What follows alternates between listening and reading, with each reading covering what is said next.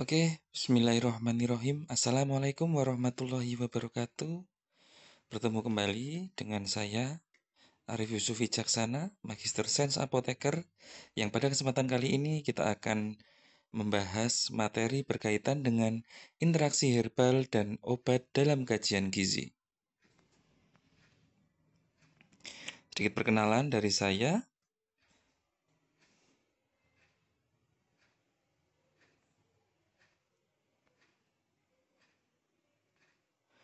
Oke, pada kesempatan kali ini kita akan belajar atau tujuan pembelajarannya adalah mahasiswa mampu memahami definisi dari obat secara umum, mahasiswa mengetahui definisi dari obat herbal, mahasiswa mengetahui konsumsi yang baik dari obat herbal, dan juga mahasiswa mampu mengetahui interaksi yang terjadi antara obat herbal dan obat kimia. Nah, kita mulai dengan pengertian dari apa itu obat ya. Mungkin adik-adik mahasiswa ataupun yang menonton ini sudah mendapatkan informasi mungkin dari Google ataupun dari materi-materi yang sebelumnya terkait dengan definisi dari obat. Tapi kalau di sini kita bisa mendefinisikan bahwa obat itu adalah sebuah substansi yang diberikan kepada orang atau person atau man ataupun animal atau hewan yang memiliki fungsi sebagai maintenance atau yang menjaga ya. Jadi obat itu bisa digunakan untuk kaitannya kaidah untuk menjaga tubuh dari penyakit atau infeksi serta juga memang berguna untuk menyembuhkan dan terkait dengan preventif, usaha preventif atau mencegah adanya penyakit atau gangguan yang masuk di dalam tubuh. Itulah definisi dari obat. Pasti yang menonton ini pernah punya pengalaman terkait dengan konsumsi obat, ya. Pasti pernah dari sejak lahir sampai sekarang ini pasti pernah mengkonsumsi apa itu obat gitu ya. Dan kita sekarang mengetahui dulu bahwa obat itu ternyata memiliki source-nya atau sumbernya itu dari berbagai macam jenis sumber. Yang pertama adalah bisa dari tanaman yang juga akan kita bahas pada pertemuan kali ini gitu ya, yang sekarang disebut dengan obat herbal. Nah, di sini contohkan ada namanya Zingiber officinale atau di sini contohnya adalah jahe ya.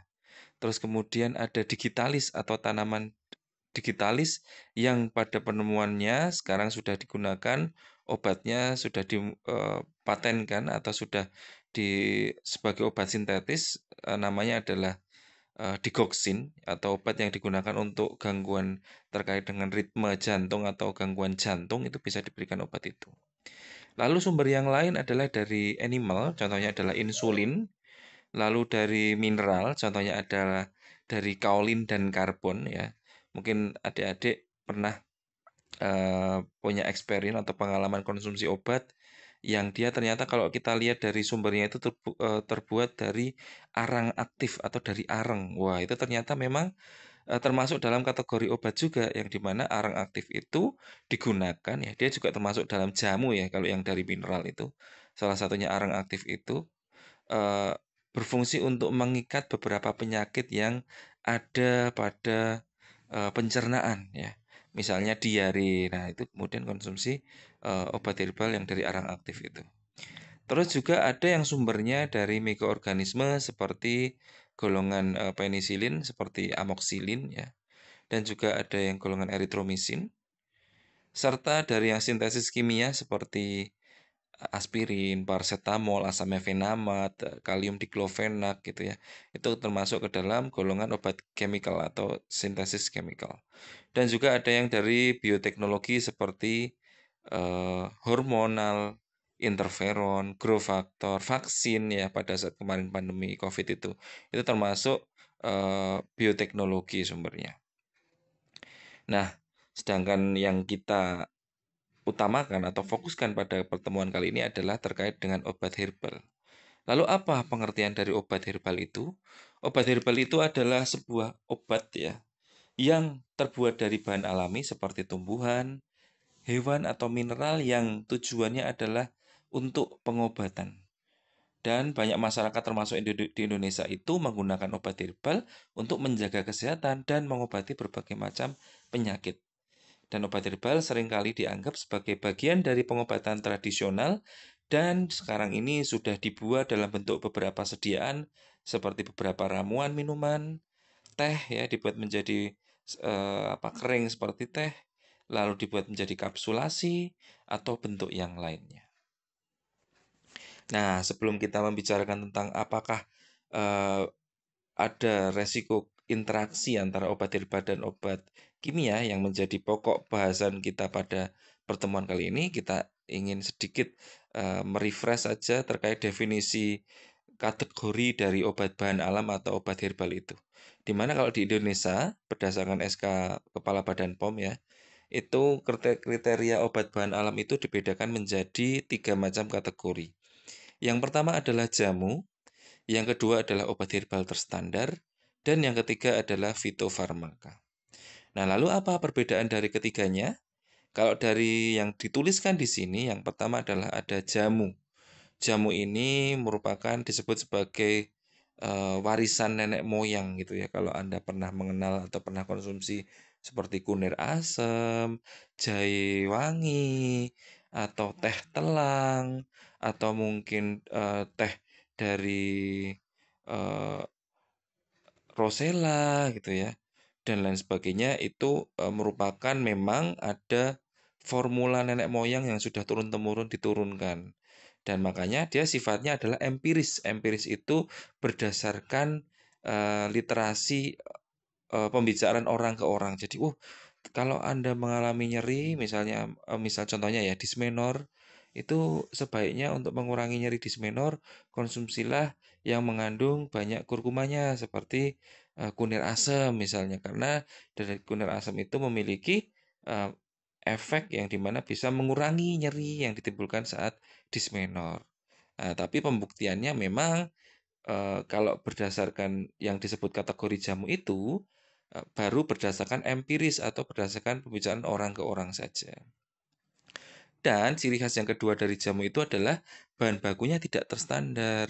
Loh Pak, berarti kalau tidak terstandar, apakah tidak aman untuk dikonsumsi? Bukan begitu, yang dimaksud dengan tidak terstandar itu, di mana bisa jadi kemanjurannya atau efikasinya itu beda tempat, beda orang yang meracik, itu memiliki perbedaan dari efek positif yang dihasilkan di tubuh kita.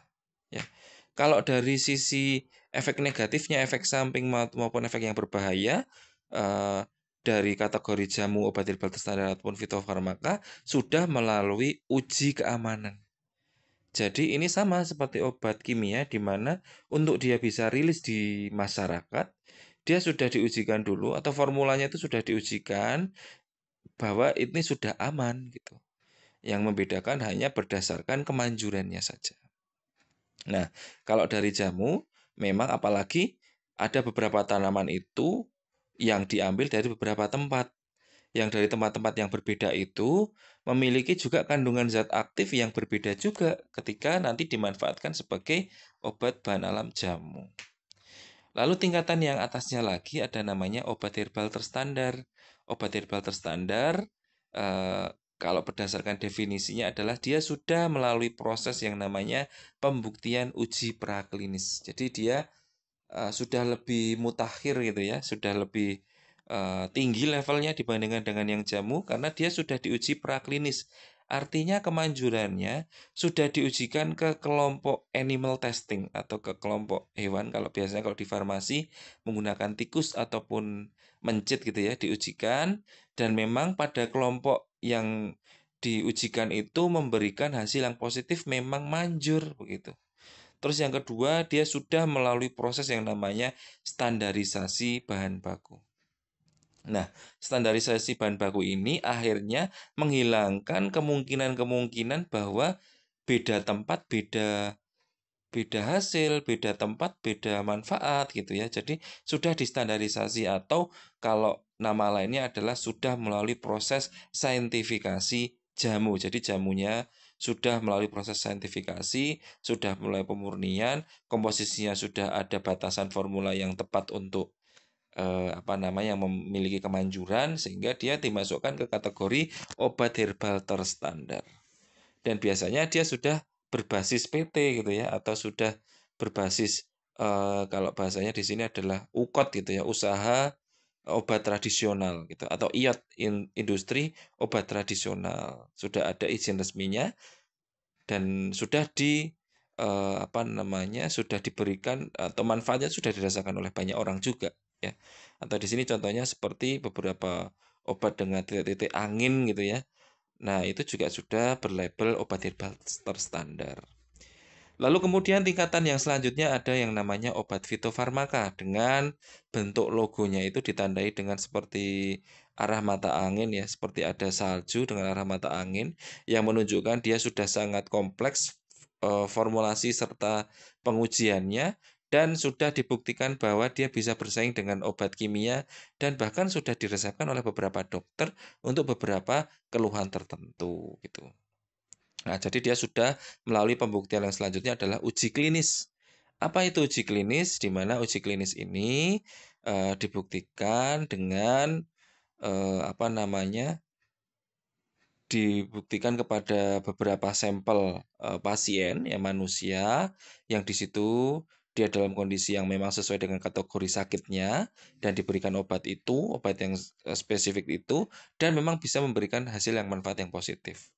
Gitu. Jadi sudah diujikan secara uji klinis. Dan bahan bakunya merupakan produk jadi yang sudah terstandarisasi. Contohnya di sini ada gambar produknya namanya Stimuno, itu dari ekstrak Pilantus neruri ya, meniran, herba meniran, yang memang terbukti bisa mengstimulasi sistem imun menghadapi berbagai macam resiko infeksi yang masuk ke dalam tubuh. Gitu, itu contohnya yang fitofarmaka. Lalu kemudian terkait dengan beberapa tambahan yang lain, untuk yang jamu terstandar tadi sudah dijelaskan ya, merupakan produk saintifikasi jamu. Untuk yang obat herbal terstandar sudah tersertifikasi jamunya, terus juga sudah bahan aktifnya sudah tervaksinasi dengan baik, diuji komposisinya juga sudah tidak hanya tradisional tapi sudah lebih bagus lagi gitu ya. Jadi obat herbal standar itu sudah lebih canggih dibandingkan yang jamu empiris atau jamu yang biasa. Lalu kemudian yang fitofarmaka sudah uh, digunakan, klaimnya itu tidak hanya tradisional tapi sudah melalui uji klinis. Nah, ini tadi sudah kita bahas, ini hanya terkait dengan penggolongannya saja.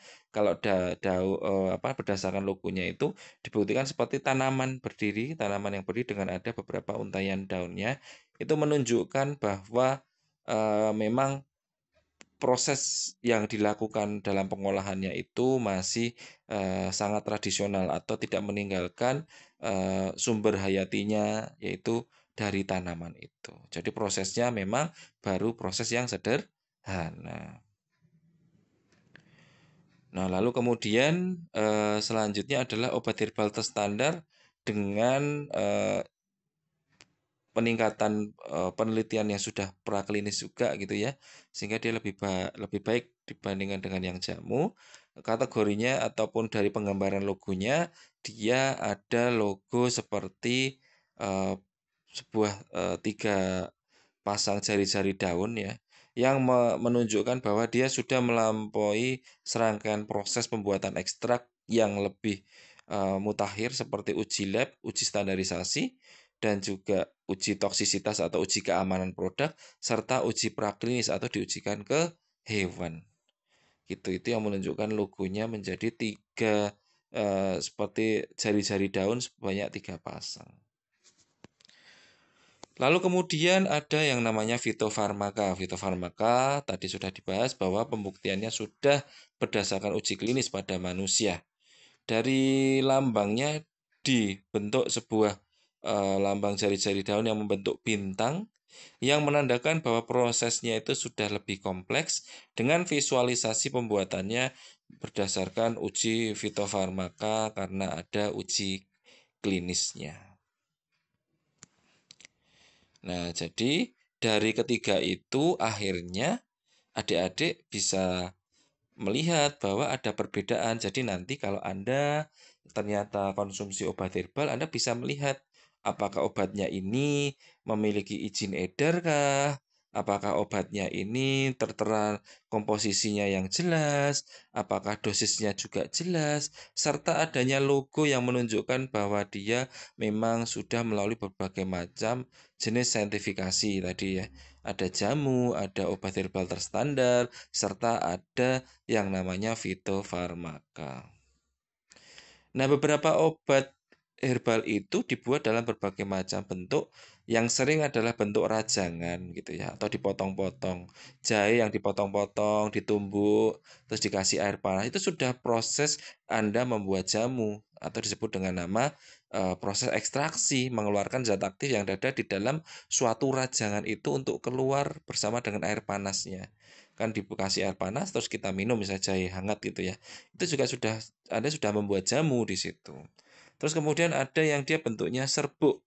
Serbuk di sini adalah sediaan obat tradisional yang berupa butiran dengan derajat halus yang kemudian eh, serbuknya itu sudah dibuat dengan sebaik mungkin dan penggunaannya dengan diseduh dengan air panas. Biasanya kalau untuk serbuk sendiri ada proses dengan dia diayak gitu ya, dengan dipotong kecil-kecil, diayak menjadi serpihan butiran-butiran serbuk kecil. Lalu kemudian serbuk instan, mungkin pernah ya konsumsi ya, yang serbuk instan itu yang dia sudah dibuat dan ada campuran gulanya di situ. Jadi ada jamu kunir asam instan, temulawak instan, ada jahe instan gitu ya, jahe bubuk yang sudah dibuat dalam bentuk minuman. Terus ada effervescent, itu juga ada yang dibuat dalam bentuk ekstrak effervescent, jadi menghasilkan gelembung. Terus ada pil yang sering, serta ada kapsul, ada tablet, ada granul, ada juga kadang dibuat dalam bentuk lempengan pipih seperti pastilles. Kadang bahkan dibuat menjadi seperti makanan seperti dodol ataupun jenang, serta eh, kadang juga ada yang film strip, ada juga yang dia bentuknya seperti salep, ada gel, ada lotion gitu ya. Itu juga sering dibuat sediaan obat herbal itu dalam bentuk seperti ini. Lalu kadang juga dalam bentuk pilis, mungkin pernah ya menemui di beberapa warga desa itu dia memberikan potongan kecil-kecil yang sudah dibentuk menjadi campur dengan air, itu ditempelkan di dalam dahi yang harapannya untuk mengurangi demam gitu ya, juga untuk kulit juga. Nah, itu disebut dengan nama pilis ya untuk obatnya sediaannya. Lalu kemudian ada yang dibentuk dalam bentuk plester atau koyok ya, ada yang namanya koyok cabe gitu ya, itu sudah dibentuk dalam bentuk koyok yang ditempelkan atau disebut dengan nama sediaan transdermal atau yang dia ditempelkan di kulit untuk memberikan rasa hangat di area yang ditempelkan itu. Lalu kemudian supositoria yang dibuat dalam bentuk supo itu dimasukkan melalui rektal gitu ya, melalui anus ya. Jadi ini untuk beberapa obat ada yang ternyata dia dibuat, dia sudah masih masuk kategori obat herbal, dimasukkan melalui rektal. Nah, untuk ketentuan lain yang berdasarkan undang-undang sendiri, bahan dan sediaan obat tradisional itu dilarang mengandung yang pertama bahan kimia obat. Yang kedua, tidak boleh mengandung etil alkohol lebih dari 1%. Jadi memang terkadang ini dalam proses farmasetiknya atau proses formulasinya itu untuk membuat biar si zat aktif yang ada di dalam obat herbal itu keluar, itu kita membutuhkan pelarut yang tidak hanya air, kita membutuhkan pelarut yang lain seperti contohnya yang namanya etil alkohol. Hanya saja nanti sebelum jadi produk yang dikonsumsi itu harus diuapkan lagi untuk menghilangkan sisa alkohol yang ada dalam produk. Jangan sampai dengan kondisi dia masih ada alkoholnya di situ, ya. Lalu kemudian obat tradisional juga dilarang untuk dibuat dalam bentuk narkotika atau psikotropika gitu ya. Walaupun ada beberapa obat herbal itu ternyata ada efek samping membuat halusinasi ya. Akhirnya dia tidak dimasukkan ke dalam kategori obat herbal karena dia dimasukkan ke kategori tanaman beracun. Contohnya ini hanya untuk edukasi saja. Ada beberapa jamur yang tumbuh di kotoran sapi ya, yang kemudian banyak pada orang-orang terdahulu itu memanfaatkan jamur itu dipotong-potong dicampur dalam makanan terus kemudian menimbulkan efek halusinasi. Sehingga sekarang dimasukkan ke dalam kategori obat berbahaya atau beresiko beracun. Nah, lalu kemudian obat tradisional juga tidak boleh dibuat dalam bentuk sediaan seperti intravaginal yang dia dimasukkan melalui vaginal. Yang kedua adalah tetes mata. Karena biasanya kalau yang dia basicnya obat herbal itu pasti potongan terkecil paling kecil pun itu atau granul kecilnya itu masih ada titik-titik yang dia tidak sepenuhnya cair gitu. Jadi tetap ada partikel-partikel kecil yang sehingga menjadi resiko ketika diteteskan melalui mata. Lalu kemudian diinjeksi ya. Sejauh ini juga tidak boleh diberikan obat herbal yang dia bentuknya diinjeksi melalui intravena, intramuskular gitu. Dan juga supositoria walaupun tadi ada yang dimasukkan rektal. Iya, tapi hanya untuk yang kebutuhan wasir ya. Wasir itu yang untuk adanya perdarahan pada bagian atau disebut dengan nama ambeien gitu ya. Nah, itu. Nah, ini tadi sudah kita bahas, sudah jelaskan. Jadi selain itu ketika Anda membeli obat tradisional atau obat herbal, itu juga harus dilihat apalagi dia ada ini apa tidak, ada izin Badan POM-nya apa tidak. Karena izin Badan POM itu yang akhirnya menunjukkan bahwa suatu obat herbal yang Anda konsumsi itu aman yang pertama, yang kedua memang legal secara perizinan. Nah, juga hati-hati. Kadang saya mungkin beberapa kali di kelas menyampaikan hati-hati terhadap konsumsi obat yang memiliki overklaim terlalu tinggi. Misalnya bisa menyembuhkan segala macam penyakit gitu ya.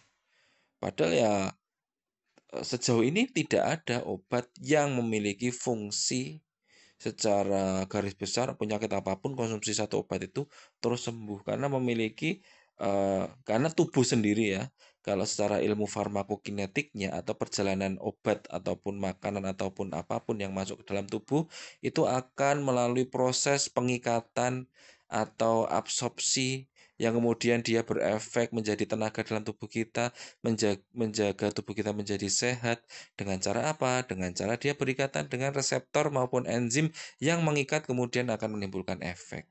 Nah, karena berbagai macam enzim dan reseptornya berbeda di dalam tubuh, sehingga akan menjadi sangat sulit ketika satu obat itu memiliki kemampuan untuk bisa menyembuhkan segala macam penyakit gitu ya.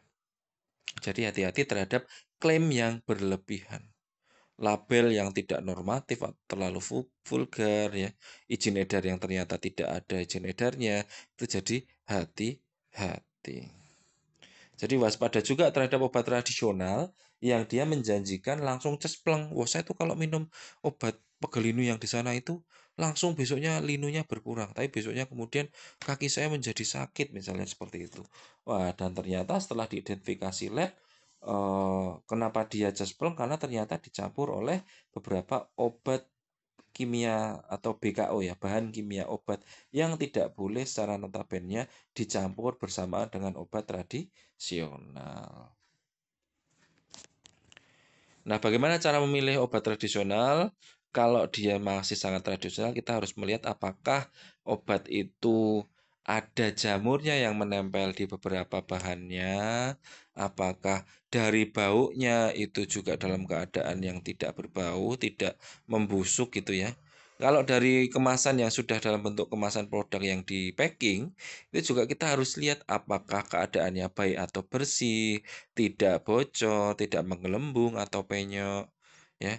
Penandaannya juga pas, ya, tidak luntur informasi yang ada di wadahnya.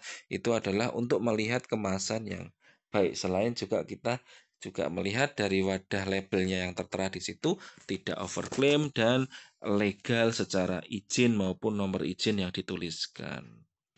Nah, ini contohnya penanda pada label obat tradisional.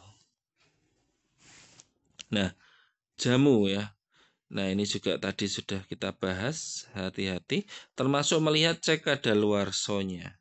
Keuntungan ketika Anda mengkonsumsi obat yang dia sudah saintifikasi jamu, seperti obat herbal terstandar, serta fitofarmaka adalah pasti sudah dipastikan ada waktu kadaluarsonya. Karena si produk tersebut sudah melalui rangkaian pengujian percepatan kadaluarsa untuk mengetahui berapa lama kadaluarsa suatu produk tersebut. Nah, sekarang kita masuk ke pembahasan utama terkait dengan interaksi obat herbal dan obat kimia. Nah, sebelum kita masuk ke obat-obat herbal apa saja yang tidak boleh dikonsumsi bersamaan dengan obat kimia, sedikit saya ceritakan sudut pandangnya terkait dengan materi kita kali ini, yaitu bahwa segala macam yang masuk ke dalam tubuh kita ini akan melalui proses yang namanya proses sistemik. Kenapa disebut proses sistemik? Karena akan bersinggungan dengan beberapa organ yang memiliki fungsi khusus. Sehingga fungsinya itu akan menimbulkan si nutrisi, ataupun makanan, ataupun obat, ataupun herbal yang masuk itu menimbulkan efek gitu ya. Nah, itu ada yang namanya perjalanan obat di dalam tubuh atau disebut dengan nama farmakokinetika. Farmako itu obat, kinetika itu perjalanan atau jalannya obat, bergeraknya obat.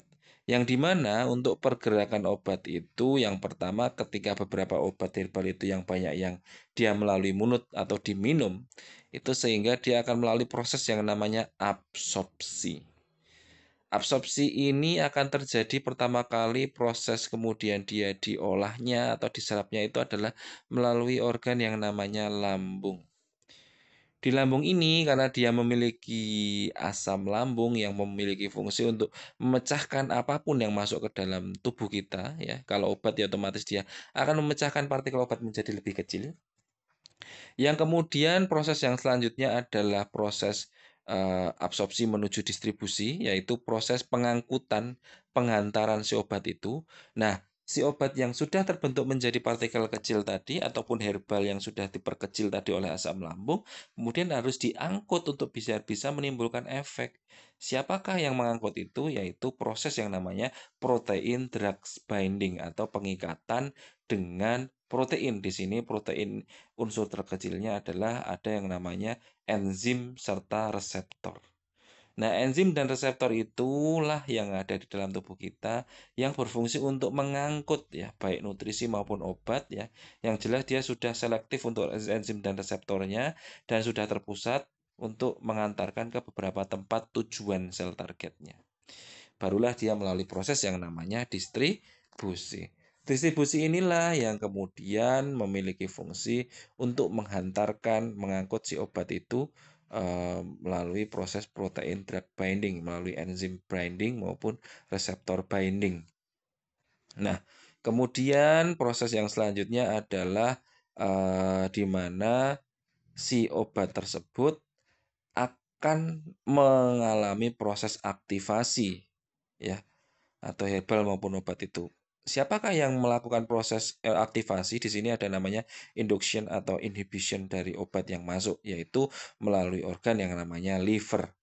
Nah, dari liver ini atau hati kita yang memiliki fungsi untuk mengaktifasi maupun menginaktivasi apapun yang masuk. Kalau dia bentuknya seperti racun atau sangat reaktif, maka hati kita memiliki fungsi untuk menginaktivasi atau mengolah lagi untuk dia menetralkan yang dia terlalu aktif atau reaktif itu. Sehingga si obat tadi yang masuk ataupun herbal akan melalui proses yang namanya aktivasi atau metabolisme di liver, barulah dia nanti diantarkan ke sel targetnya sesuai dengan keluhan yang dialami. Baru nanti sisa-sisa dari yang sudah memberikan efek akan dipilah lagi apakah masih bisa diolah ataupun dikeluarkan oleh tubuh melalui organ yang namanya sistem ekskresi atau sistem pengeluaran melalui apa? Yaitu melalui organ yang namanya ginjal. Dari ginjal kemudian dia akan mengantarkan proses selanjutnya dikeluarkan lewat mana? Lewat urin kah? Lewat feses kah? Lewat apa namanya, keringat kah? Gitu. Jadi itu diatur sedemikian rupa sehingga nanti obatnya bisa keluar melalui beberapa sistem tersebut. Nah, jadi kenapa kok interaksi obat herbal dan obat kimia akan sangat bersinggungan dengan proses farmakokinetik?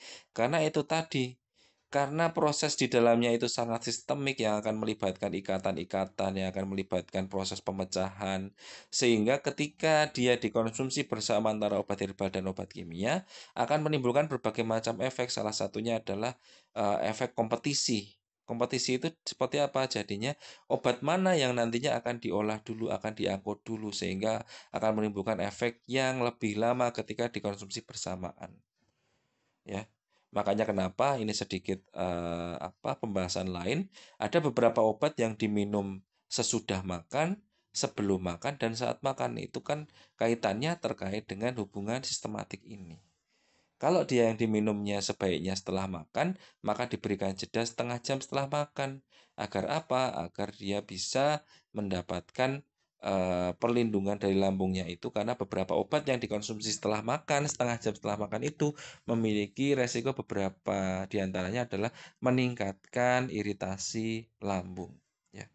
Peningkatan iritasi eh, lambung karena dia beberapa jenisnya obatnya sifatnya asam. Terutama obat eh, yang digunakan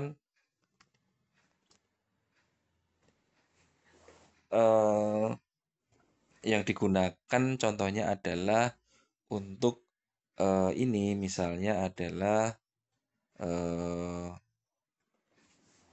misalnya obatnya adalah asam mefenamat ya. Asam mefenamat ini digunakan untuk eh, mengurangi peradangan ya. Dia disebut sebagai antiinflamasi. Tapi antiinflamasi sendiri dia memang bisa mengurangi peradangan, tapi dia juga bisa meningkatkan keasaman lambung sehingga konsumsinya harus dikonsumsi dengan makan dahulu atau ada pelapisan dengan makan dahulu. Nah, ini pembahasan lainnya di mana akhirnya ketika kita mengkonsumsi dua obat ini juga berkaitan dengan tidak hanya obat herbal dan obat kimia ya. Bisa jadi Anda konsumsi obat kimia yang bersamaan. Jadi obat kimia 1 dan obat kimia 2 di waktu yang sama dikonsumsi. Nah, kalau saya memberikan sarannya adalah walaupun dia sama-sama obat yang diminum di waktu tersebut, berikanlah jeda dalam konsumsinya. Karena apa? Karena pemberian obat yang memiliki fungsi yang berbeda, tapi waktunya sama konsumsinya, itu pasti akan bersinggungan atau berinteraksi di dalam tubuh. Seperti digambarkan di sini, contohnya adalah obat 1 yang dikonsumsi bersama dengan obat 2, sehingga bisa menimbulkan dua macam kemungkinan yang ada terkait dengan kemanjuran obat. Yang pertama adalah afibilitas obatnya akan meningkat terkait dengan kecepatannya, atau malah kecepatannya menurun. Atau yang kedua adalah meningkatkan resiko efek samping obatnya, drug toxicity-nya, ataupun malah menurunkan drug toxicity-nya. Jadi itulah kenapa beberapa obat, mau dia obat herbal maupun obat kimia, ataupun obat kimia dan obat kimia, itu ketika dikonsumsi bersamaan pasti akan ada resiko ketika diberikan interaksi.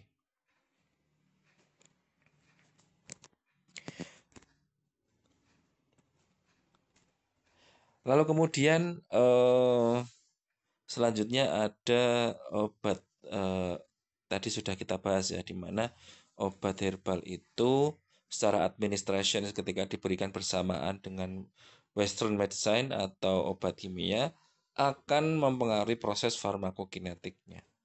Salah satunya karena tadi dibahas bisa menimbulkan efek toksiknya. Karena apa?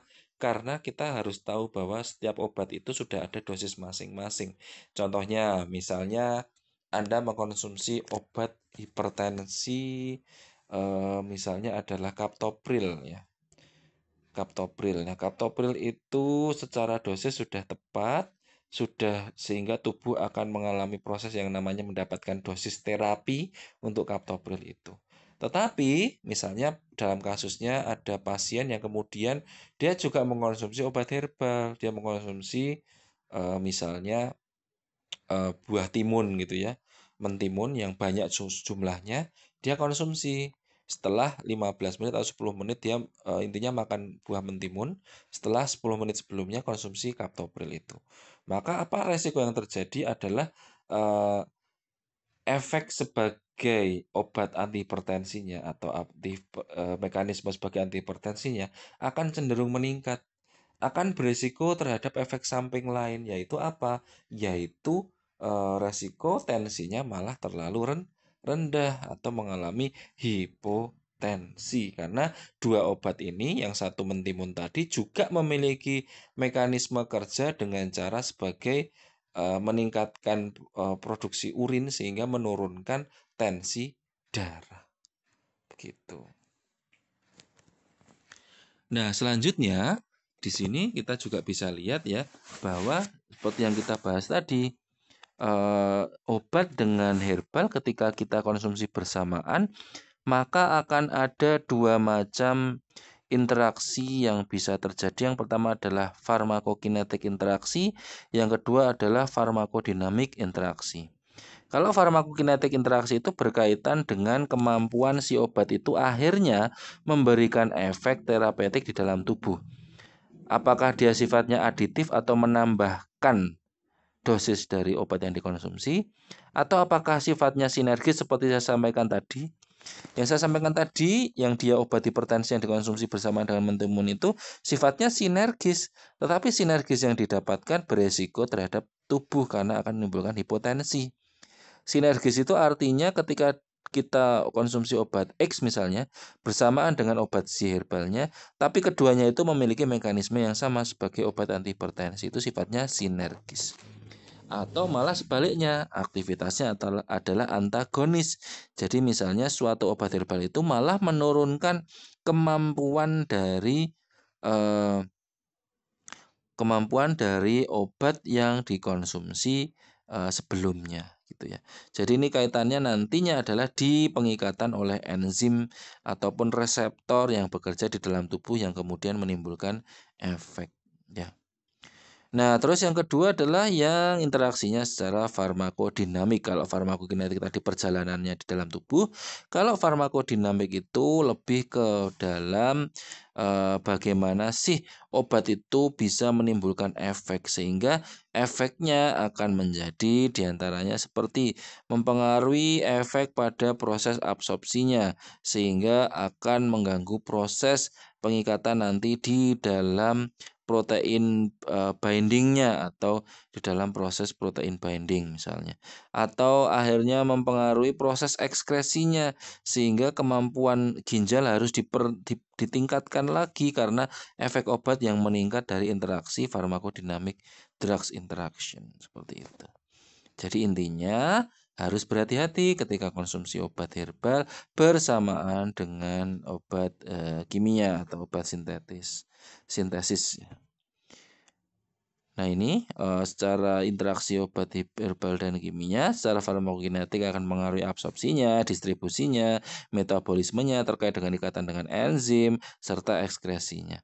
Sedangkan secara farmakodinamik akan mempengaruhi seperti sistem imunnya, karena ada beberapa obat herbal bahkan pada kasus COVID kemarin, mohon maaf ini yang memang sebenarnya juga terjadi, di mana adanya gangguan badai sitokin atau gangguan di mana tubuhnya itu atau seperti autoimun disease yang terjadi akibat konsumsi obat yang terlalu banyak. Atau penyakit yang lain seperti kardiovaskuler, misalnya contohnya tadi hipertensi dan hipotensi, atau neuroendokrin yang berkaitan dengan saraf, terus terkait dengan darah seperti antiplatelet, pembekuan darah, dan juga penyakit metabolik seperti hiperglikemik ataupun hipoglikemik ya, gula darah tinggi maupun yang gula darah rendah. Itu interaksi obat dan herbal secara farmakodinamik yang bisa terjadi di dalam tubuh. Nah, faktanya kalau di Amerika sendiri 25% orang dewasa ternyata mengkonsumsi obat resep bersama dengan suplemen makanan. Kalau di sana herbal itu disebut sebagai suplemen makanan. Dan ternyata suplemen makanan yang ada itu menimbulkan resiko yang juga besar sehingga akan mengganggu proses penyerapan maupun nanti efeknya di dalam tubuh. Nah, ini tadi sudah dijelaskan interaksi farmakokinetika dan farmakodinamika. Nah, kalau secara umum obat sendiri di dalam tubuh kenapa juga harus hati-hati? Secara umumnya memang obat sendiri paling bagus dikonsumsi dengan air putih. Tapi pada kondisi medis tertentu, kita tidak memungkinkan konsumsi dengan air putih ataupun memang kadang orang tersebut tidak bisa konsumsi obat itu sehingga harus digerus di luar gitu ya atau dicampur dengan makanan. Ya memang akhirnya akan menurunkan efek dari obatnya karena bentuk obatnya yang seharusnya dia sudah dibentuk menjadi sudah baik sehingga di dalam tubuh juga bisa bereaksi dengan baik akan berkurang efeknya karena dia sudah melalui proses penghancuran di luar tubuh atau nanti ada ikatan dengan makanan misalnya bersamaan dimakan dengan makanan atau pisang biasanya dengan buah gitu ya atau dengan suplemen atau dengan obat dengan obat sendiri. Possible efeknya yang terjadi adalah bisa peningkatan efek obatnya, penurunan efek obatnya, atau malah meningkatkan resiko efek samping. Nah, ini beberapa yang sudah dilaporkan, Anda bisa baca sendiri seperti ketika konsumsi suplemen herbal Black Cohosh itu akan menimbulkan resiko mengurangi efektivitas dari obat statin. Statin ini adalah obat untuk kolesterol seperti simvastatin atau orvastatin akan menurunkan kemampuan enzim liver dalam mengolah obat-obat yang dari statin. Terus kemudian ada ginkgo biloba. Ginkgo biloba ini juga sering di beberapa minuman suplemen minuman untuk daya tahan tubuh gitu ya. Tapi ternyata hati-hati ketika seseorang tersebut konsumsi obat contohnya namanya warfarin. Warfarin ini adalah obat anti pembekuan darah yang biasanya untuk beberapa pasien yang dengan kondisi gangguan stroke ya. Karena banyak beberapa bagian yang mengalami pembekuan darah sehingga dia dikasih obat yang namanya warfarin. Tapi hati-hati, ternyata kemudian dia malah konsumsi obat atau konsumsi minuman berenergi misalnya yang mengandung ginkgo biloba akan ada resiko increase bleeding risk atau apa? Meningkatkan resiko perdarahan. Dan contohnya adalah ginseng. Ginseng juga sama ketika dikonsumsi bersamaan dengan obat diabetes akan memiliki sifat sinergis yaitu apa? Akan sangat berpotensi menurunkan gula darahnya. Tapi Pak, misalnya dia gula darahnya terlalu tinggi, lalu apakah kita tidak masalah untuk konsumsi bersamaan dengan yang sama-sama menurunkan gula darah? Boleh-boleh saja, tapi kalau saran saya agar interaksi resiko bersinggungannya itu tidak terjadi secara kompleks, secara sistemik di dalam tubuh, maka diberikan jeda waktu dalam konsumsinya. Mungkin itu sarannya gitu ya. Atau beberapa obat yang tanaman lain seperti milk tea itu yang dia memiliki kemampuan untuk menurunkan metabolisme enzim di dalam tubuh terhadap obat-obat tertentu seperti warfarin, phenytoin ini untuk kejang-kejang, serta diazepam ini untuk terkait dengan permasalahan mental. Dan obat yang lain mungkin ini bisa dibaca sendiri terkait dengan akhirnya memang memiliki efek ketika dikonsumsi bersamaan dengan yang obat kimia. Nah, ini beberapa contoh interaksi farmakodinamiknya ya. Atau contoh yang lain, misalnya Anda pernah menemui seseorang yang pernah komplain seperti ini. Saya itu kalau sedang pusing, itu selalu konsumsi paracetamol bersamaan dengan kopi. Gitu. Jadi dia meminum paracetamol, terus jeda 15 menit atau sehabis itu persis langsung minum kopi. Karena menurut dia efeknya itu loh, efeknya lebih bagus loh. Saya rasanya itu kecepatan paracetamol itu akan meningkat gitu.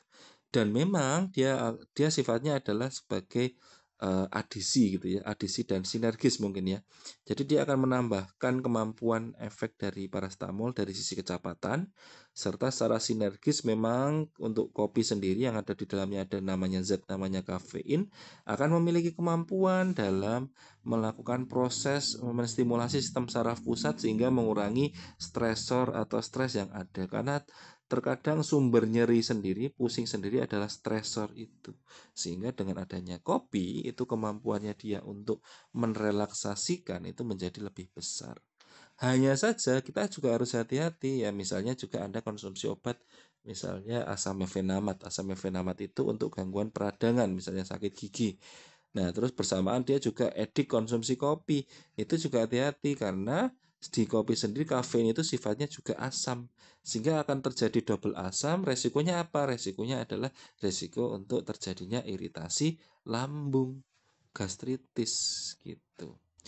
Dan contoh yang lain ini misalnya ada obat yang namanya warfarin yang dikonsumsi bersamaan misalnya dengan bawang maupun ginkgo biloba. Nah, itu atau di warfarin adalah antikoagulan gitu ya, akan menimbulkan resiko perdarahan. Atau misalnya Anda konsumsi ginseng atau misalnya tadi contohnya mentimun dengan obat anti diabetes. Sorry, bukan mentimun. Misalnya brotowali atau obat yang herbal yang pahit-pahit ya, biasanya kalau untuk diabetes itu ciri khasnya obatnya sifatnya adalah sangat pahit. Semakin bitter atau semakin sangat pahit suatu bahan herbal, maka dia akan menjadi lebih memiliki potensi untuk menstimulasi insulin yang ada di dalam tubuh untuk biar pankreas lebih banyak memproduksinya. Sehingga itu ketika hati-hati konsumsi bersama dengan obat hipoglikemik maka akan meresiko untuk menurunkan gula darahnya menjadi sangat ekstrim. Ketika ini contohnya dikonsumsi dengan ginseng. Sangat ekstrim seperti apa? Mengalami shock hipoglikemik, tiba-tiba langsung tidak sadarkan diri karena gula darahnya tiba-tiba sangat rendah. Dan ini contoh-contoh yang lain, misalnya Anda konsumsi apa namanya Echinacea itu eh, tanaman yang ada di dalam produk mungkin Anda pernah konsumsi namanya Imbos gitu ya. Nah, itu juga hati-hati ketika Anda konsumsinya bersamaan dengan obat golongan benzodiazepin ini yang untuk mental illness ya. Karena apa? Karena akan menstimulasi imunnya menjadi lebih besar. Tapi ternyata untuk Echinacea sendiri atau Imbos itu ada anjurannya tidak boleh dikonsumsi lebih dari 8 minggu. Kenapa tidak boleh konsumsi dalam 8 minggu? Ternyata berdasarkan laporannya itu bisa menimbulkan gangguan atau peradangan pada liver, ya, pada liver dan juga pada renal ya, pada hati dan ginjal ada resiko gangguan ketika konsumsi rutin untuk tanaman ekstrak Echinacea ya, atau di Indonesia disebut dengan nama Imbos itu tadi. Sehingga selain itu juga ada resiko gangguan pengenalan hormonal serta pengenalan imun sendiri atau sering disebut dengan nama autoimmune disease atau gangguan juga pada sitokain karena adanya inflamasi dan antiinflamasi dalam tubuh yang kacau karena konsumsi konsumsi keseringan gitu ya untuk obat Echinacea. Berarti kira-kira kalau kita konsumsi yang dia menstimulasi sistem imun kapan Pak gitu. Nah, jawabannya adalah kita mengkonsumsi obat stimulasi sistem imun itu hanya saat kita sedang dalam kondisi tidak fit. Ketika sudah fit ya kita mendapatkan berbagai macam zat yang berpotensi meningkatkan sistem imun tidak perlu dari multivitamin maupun dari suplemen herbal itu, tapi dari mana? Dari makanan. Karena sebenarnya dalam kondisi kita tidak sakit, itu tubuh ya, kalau di dalamnya juga ada protein dan asam amino, akan membentuk pertahanan sistem imun sendiri yang kompleks juga untuk melindungi tubuh. Walau, dan dalam keadaan yang sakit saja kita baru membutuhkan suplemen-suplemen tersebut. Nah, ini penjelasan penjabarannya mungkin juga bisa nanti dibaca. Contoh yang pertama adalah black cohosh. Itu secara uji klinis bisa mempengaruhi berbagai macam enzim ya di dalam tubuh sehingga harus hati-hati ketika dikonsumsi bersamaan dengan efektivitas obat. Contohnya adalah obat-obat yang gunanya adalah untuk hipertensi dan juga untuk kolesterol seperti obat statin ya.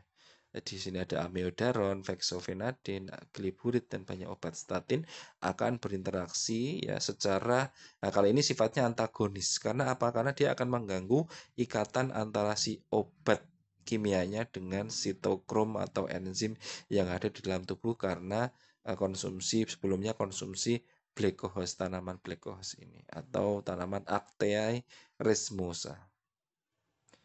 Terus kemudian cranberry ya, cranberry ini juga memiliki kemampuan induksi pada enzim metabolisme obat.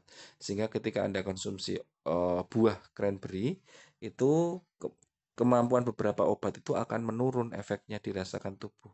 Karena apa? Karena proses metabolismenya juga akan terganggu karena adanya inhibitor atau inhibisi pada beberapa sitokrom yang melakukan proses metabolisme obat. Terus kemudian kurkumin ya. Untuk kurkumin sendiri beberapa obat kurkumin gitu ya. Itu kurkumin memang penting ya, terutama untuk kesehatan hati. Bahkan sekarang ini beberapa rumah sakit itu pada kondisi misalnya dia sedang terkena infeksi virus seperti misalnya apa namanya demam berdarah gitu ya, virus dengue itu kita biasanya diberikan juga tablet kurkuma ya. Fungsinya apa? Fungsinya karena tablet kurkuma ini memiliki kemampuan menstimulasi peningkatan kesehatan dari hati atau liver kita. Sedangkan kita tahu liver kita ini juga memproduksi sistem imun juga, memproduksi antibodi yang ada dalam tubuh kita, termasuk memproduksi juga sel darah yang ada dalam tubuh. Pada kasus demam berdarah karena sel darah merahnya akan menurun karena terganggu oleh virus yang masuk, maka mau tidak mau tubuh harus memproduksi sel darah merah secara cepat ya, atau trombosit dan juga eritrosit secara cepat. Untuk apa? Harapannya dengan dia meningkatnya trombosit, resiko-resiko untuk gangguan DB menjadi lebih parah seperti perdarahan juga bisa menurun. Sehingga beberapa pada kasus demam berdarah itu diberikan kurkumin. Tapi hati-hati, kurkumin sendiri ternyata memiliki sifat antagonis ketika dikonsumsi dengan beberapa obat yang memiliki kemampuan antidepresan dan antipsikotik ya.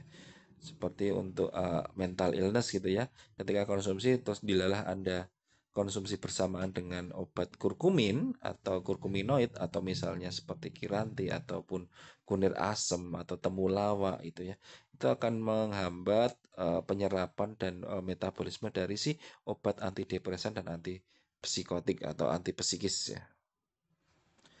Terus ini tadi yang kita bahas imbos tadi ya, hati-hati dalam penggunaan jangka panjang imbos karena penggunaannya hanya dalam jangka pendek saja. Karena ada gangguan yang bisa memicu dia melakukan proses merusak, memberikan peradangan pada hati serta ginjal secara panjang apa namanya? Penggunaan jangka panjang. Terus kemudian ada namanya bawang putih. Bawang putih sendiri sering ya di dalam ilmu gizi atau prodi gizi itu mengolah makanan dengan bawang putih. Nah, kadang ada orang yang seneng tuh dengan bawang putihnya, jadi digado gitu ya, atau dimakan sendiri walaupun dia sudah dalam sop tapi dia mengambil bawang putihnya saja. Nah, ternyata bawang putih juga sama, dia bawang putih terbukti dapat menurunkan konsentrasi obat yang diangkut oleh sitokrom PGP, tetapi tidak menunjukkan efek pada sitokrom yang lain. Obat-obatan yang diangkut oleh PGP seperti colchicine, digoxin itu untuk jantung juga, terus rosuvastatin itu adalah untuk simvastatin atau untuk kolesterol, itu yang akan terganggu akhirnya ketika dikombinasikan dengan suplemen bawang putih. Terus ginkgo biloba ini atau ginkgo gitu ya, menghambat agregasi trombosit sehingga meningkatkan resiko perdarahan. Sehingga hati-hati ketika dikonsumsi bersamaan dengan obat antiplatelet atau untuk antikoagulan. Itu memang ketika dikonsumsi bersamaan beberapa pasien mengalami resiko perdarahan. Jika hati-hati ketika konsumsi bersamaan dengan obat sebagai antikoagulan seperti warfarin maupun aspirin ya. Terus kemudian ginseng ya, ginseng sendiri itu juga sama bahwa ginseng sendiri juga ada resiko untuk penurunan konsumsi obatnya sendiri ketika dikonsumsi bersamaan dengan ginseng ini ya. Ginseng Asia, ginseng Jadi ada beberapa yang akan menurunkan efektivitas suatu obat. Jadi interaksi yang terjadi seringnya untuk herbal sendiri juga adalah antagonis dan juga sinergis. Kalau ini adalah antagonisnya karena akan menurunkan efek dari salah satu obat yang lain, obat kimia yang lain. Ada juga namanya golden seal yang terbukti menghambat enzim metabolisme sehingga akhirnya obat yang lain akan bekerjanya menjadi lebih lama atau menurun untuk kemampuan kecepatan untuk dia adanya. Terus teh hijau juga sama, ini juga sering dikonsumsi masyarakat kita ya. Kadang juga memiliki potensi bagus untuk sebagai anti kolesterol, anti hipertensi, serta anti diabetes C gitu ya. Tapi hati-hati karena teh hijau sendiri memiliki kemampuan karena dia memiliki zat yang namanya tanin di dalamnya. Hati-hati ketika bersamaan dikonsumsi dengan makanan saat makan misalnya. Jadi harus ada jeda minimal setengah jam. Karena untuk apa? Karena nantinya teh hijau yang tanin tadi memiliki kemampuan untuk menyerap, mengikat zat yang namanya zat besi, feron atau feros di dalam tubuh kita. Padahal zat besi dalam makanan itu berfungsi dibutuhkan oleh hati. Untuk apa? Untuk membentuk sel darah merah atau darah baru yang ada dalam tubuh kita. Ketika dia tidak ada, maka akhirnya kita mengalami penyakit yang namanya anemia kalau terus-menerus dikonsumsi. Ya. Terus selain itu intinya adalah untuk konsumsi misalnya teh hijau sendiri harus ada jeda dalam konsumsinya. Terus ini ada namanya kava-kava. Nah, ini juga sama akan ada resiko penghambatan pada sitokrom sendiri yang akan menimbulkan penurunan efek obat yang dikonsumsi bersamaan. Ada tanaman namanya St. John's wort, itu juga sama akan menginduksi kuat sitokrom sehingga menimbulkan penurunan efek dari beberapa obat yang dikonsumsi, termasuk kontrasepsi oral. Ketika dikonsumsi, Anda konsumsi tanaman St. John's wort, maka akan menurunkan kemampuan hormonal suatu obat kontrasepsi yang diminum. Dan bunga valerian. Bunga valerian ini biasanya untuk flu ya. Ini biasanya ada di contohnya di uh, tolak angin flu itu ada uh, zat namanya bunga valerian. Tapi hati-hati karena bunga valerian ini dia sifatnya juga sebagai dekongestan ya, obat flu. Jadi ada beberapa jenis gen manusia tertentu yang konsumsi obat dari tanaman bunga valerian ini yang kemudian dia ada mengeluh peningkatan detak jantung. Itu yang sering terjadi. Dan ini beberapa obat ya, ini untuk terakhir. Jadi hati-hati juga ketika Anda mendapati obat yang kok efeknya kok langsung kerasa gitu. Herbal lagi ya.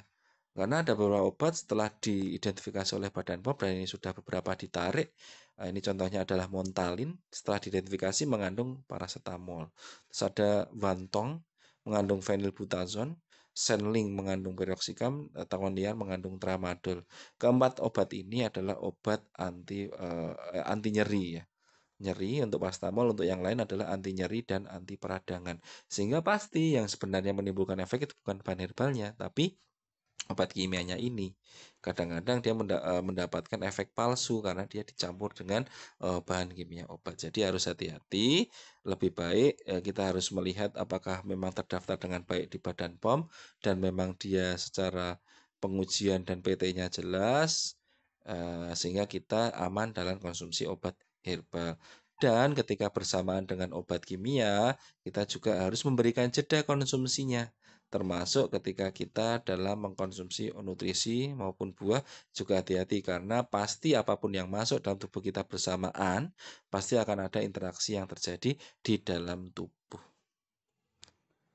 Ya, mungkin itu yang bisa saya sampaikan. Semoga bermanfaat, selalu tidak lelah untuk belajar dan semoga kita semakin baik lagi setiap harinya dan menjadi manusia yang unggul dan bisa bermanfaat terhadap orang lain. Kurang lebih saya mohon maaf. Sehat selalu untuk kita semua. Saya tutup wabillahi taufik wal hidayah. Wassalamualaikum warahmatullahi wabarakatuh.